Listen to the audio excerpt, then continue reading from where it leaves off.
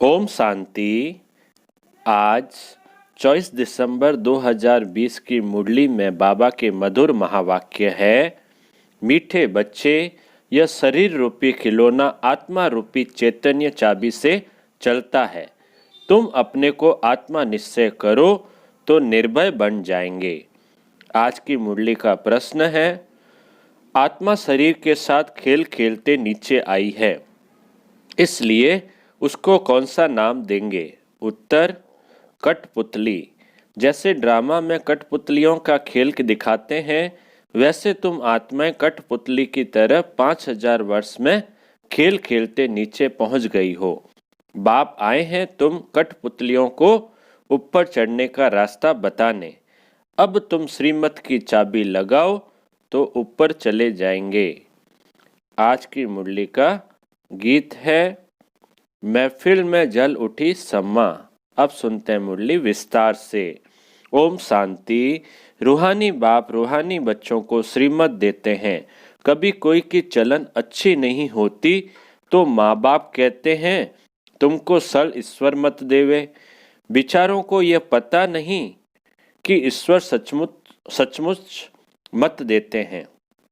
अभी तुम बच्चों को ईश्वरीय मत मिल रही है, अर्थात रूहानी बाप बच्चों को श्रेष्ठ मत दे रहे हैं श्रेष्ठ बनने के लिए। अभी तुम समझते हो हम श्रेष्ठ ते श्रेष्ठ बन रहे हैं। बाप हमको कितनी ऊंच मत दे रहे हैं। हम उनकी मत पर चलकर मनुष्य से देवता बन रहे हैं। तो सिद्ध होता है मनुष्य को देवता बनाने वाला वही बाप है।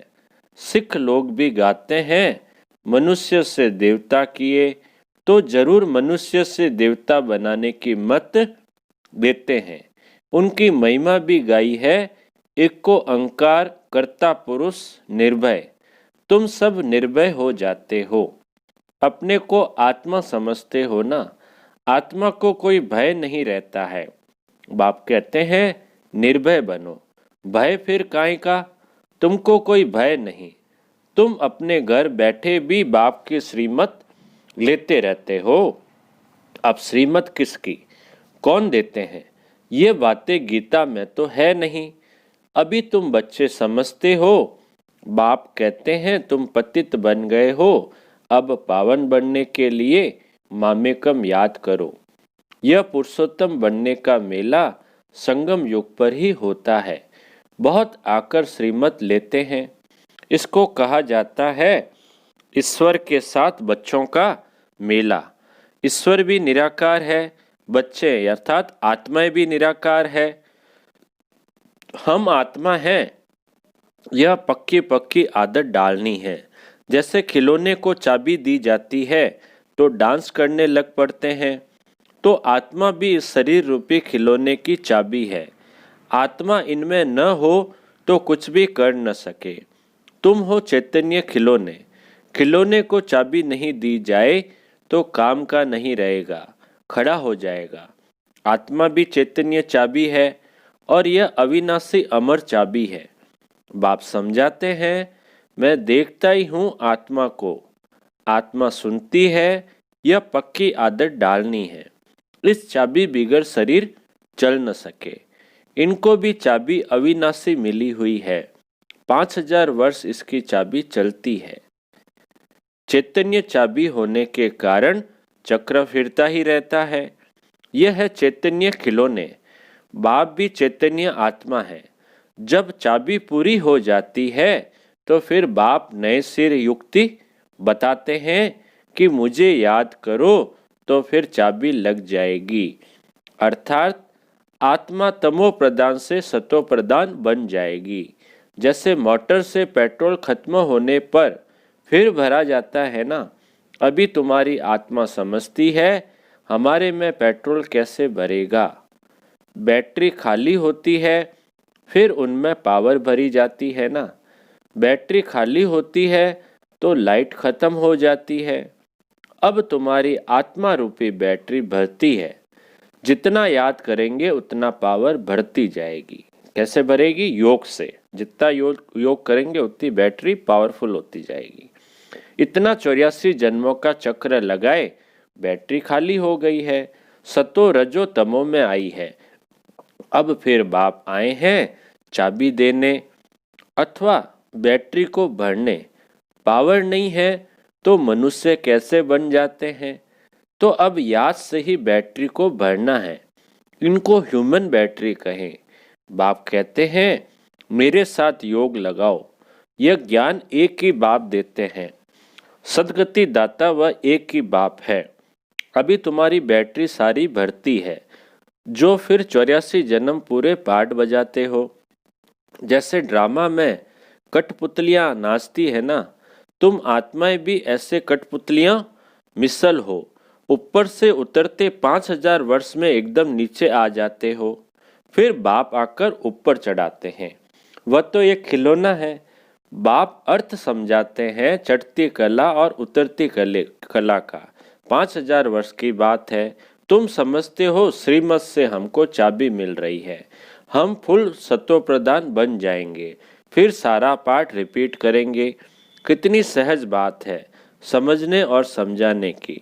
फिर भी बाप कहते हैं समझेंगे वही जिन्होंने कल्प पहले समझा होगा। तुम कितना भी माथा मारो जास्ती समझेंगे ही नहीं। बाप समझ तो सबको एक जैसी ही देते हैं। कहाँ भी बैठे बाप को याद करना है। बल सामने ब्राह्मणी न हो तो भी तुम याद में बैठ सकते हो। मालूम है बाप की याद से ही हमारे विकर्म विनाश होंगे, तो उस याद में बैठ जाना है। कोई को बिठाने की दरकार नहीं है। खाते पीते स्नान आदि करते बाप को याद करो। थोड़ा टाइम दूसरा कोई सामने बैठ जाते हैं, ऐसे नहीं कि वह मदद करते हैं। तुमको नहीं, हर एक को अपने को ही मदद करनी है। ईश्वर ने तो मत दी है कि ऐसे ऐसे करो तो तुम्हारी देवी बुद्धि बन जाएगी। यह टेम्पटेशन दी जाती है। श्रीमत तो सबको देते रहते हैं। इतना जरूर है किसकी बुद्धि ठंडी है, किसकी तेज है। पावन के साथ योग नहीं लगता तो बैटरी चार्ज नहीं होती। बाप की श्रीमत नहीं मानते हैं, योग लगता ही नहीं। तुम अभी फील करते हो हमारी बैटरी भरती जाती है। तमो प्रदान से सतो प्रदान तो जरूर बनना है। इस समय तुमको परमात्मा की श्रीमत मिल रही है। यह दुनिया बिल्कुल नहीं समझती। बाप कहते हैं मेरी इस मत से तुम देवता बन जाते हो। इससे ऊंच चीज कोई होती नहीं। वहां यह ज्ञान नहीं रहता। यह भी ड्रामा बना हुआ है। तुमको पुरुषोत्तम बनाने के लिए बाप संगम पर ही आते हैं, जिनका फिर यादगार भक्ति मार्ग में मनाते हैं। दशहरा भी मनाते हैं ना। जब बाप आता है तो दशहरा होता है। 5000 वर्ष बाद हर बात रिपीट होती है। तुम बच्चों को ही यह ईश्वरीय मत अर्थात श्रीमत मिलती है, जिससे तुम श्रेष्ठ बनते हो। तुम्हारी आत्मा सतो प्रधान थी, वह उतरते उतरते तमो प्रधान भ्रष्ट बन जाती है। फिर बाप बैठ ज्ञान और योग सिखलाकर सतो प्रधान श्रेष्ठ बनाते हैं। बतलाते हैं तुम सीढ़ी नीचे कैसे उतरते हो। ड्रामा चलता रहता है। इस ड्रामा के आदि मध्य अंत को कोई भी जानते नहीं है। बाप ने समझाया है। अब तुमको स्मृति आई है ना। हर एक के जन्म की कहानी तो सुना नहीं सकेंगे, लिखी नहीं जाती जो पढ़कर सुनाई जाए। यह बाप बैठ समझाते हैं। अभी तुम सो ब्राह्मण बने हो, फिर सो देवता बनना है।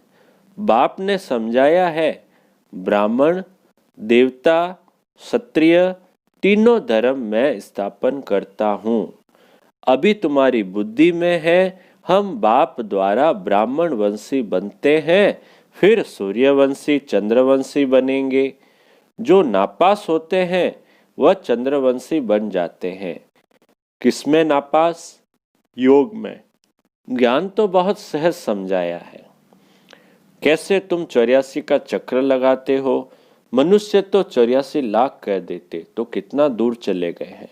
वास्तव में 84 जन्म है और मनुष्य क्या कहते हैं 84 लाख। तो बाबा कहते हैं कितना दूर चले गए हैं, अभी तुमको मिलती है ईश्वरीय मत। ईश्वर तो आते ही एक बार, ईश्वर तो एक बार आते हैं, कब आते हैं? संगम युग पर। तो उनकी मत भी एक बार ही मिलेगी। एक देवी देवता धर्म था, जरूर उन्हों को ईश्वरीय मत मिली थी। उसके आगे तो हुआ संगम युग। बाप आकर दुनिया को बतलाते हैं, तुम अब बदल रहे हो।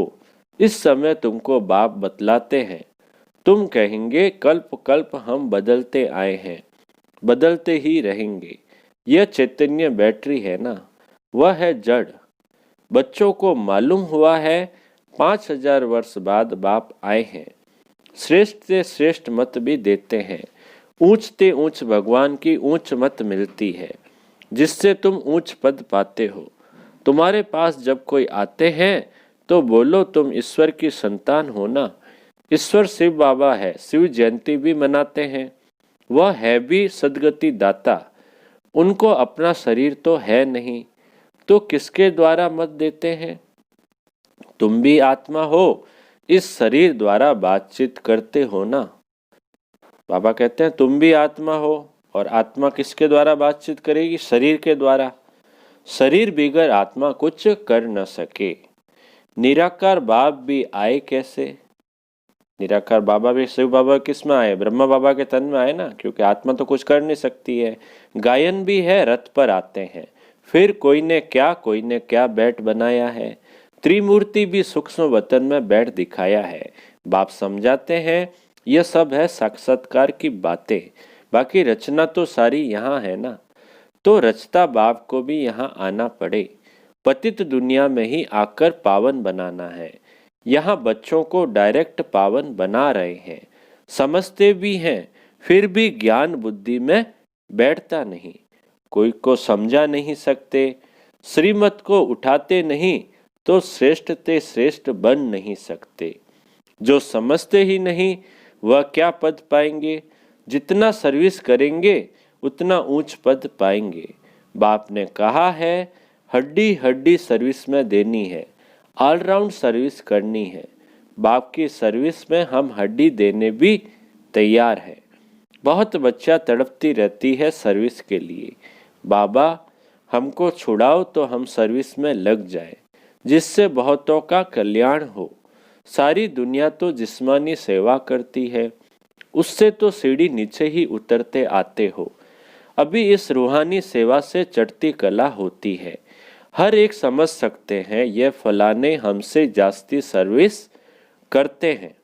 सर्विसेबल अच्छी बच्चियां हैं तो सेंटर भी संभाल सकती है। क्लास में नंबरवार बैठते हैं, यहाँ तो नंबरवार नहीं बिठाते हैं, फंक हो जाएंगे। समझ तो सकते हैं ना, सर्विस नहीं करते तो जरूर पद भी कम हो जाएगा। पद नंबरवार बहुत है ना, परंतु वह है सुखधाम, यह है दुखधाम। वहाँ बीमारी आदि कोई होती नहीं। कहाँ पर? सतयुग में। बुद्धि से काम लेना पड़ता है। समझना चाहिए हम तो बहुत कम पद पा लेंगे, क्योंकि सर्विस तो करते नहीं हैं। सर्विस से ही पद मिल सकता है। अपनी जांच करनी चाहिए। हर एक अपनी अवस्था को जानते हैं। मम्मा बाबा भी सर्विस करते आए हैं। अच्छे अच्छे बच्चे भी हैं, भल नौकरी में भी है। उनको कहा जाता है हाफ पे पर भी छुट्टी लेकर जाए, सर्विस करो, हर्जा नहीं है। जो बाबा के दिल पर सो ताऊ उसी तख्त पर बैठते हैं। नंबरवार पुरुषार्थ अनुसार। बाबा कहते हैं जो बाबा के दिल पर है सो ता उसी तख्त पर बैठते हैं।